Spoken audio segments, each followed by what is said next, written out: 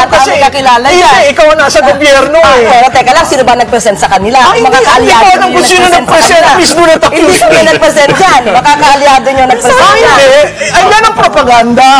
Pero mo ang assertion mo, ako kasama. Eh, ba't mo hinahanap sa akin? Baka alam mo. Alam mo, pag ikaw ang estado, never mind. Well, let's I respect this show. I do not want to go to the gutter. So, don't start kasi.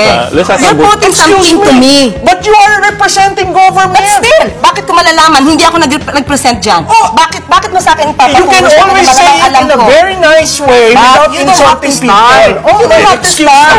Excuse me. You don't have to start. Ganito po. Let's ask lang each one. Do we have any information from either end?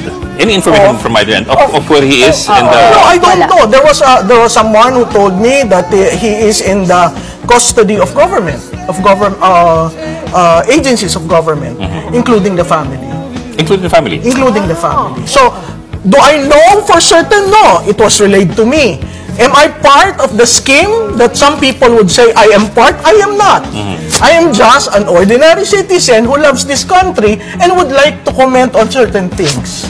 Tinanong natin yan sa Mensa. Si Gutesa siguro, alam ni Yuse kung nasan si Gutesa. Bakit naman sa akin ibibintang? Baka kayo may alam. Hindi, Total, kayo hindi naman ko alam yata kasi kakilala yan. hindi, ikaw nasa gobyerno eh. Pero teka lang, sino ba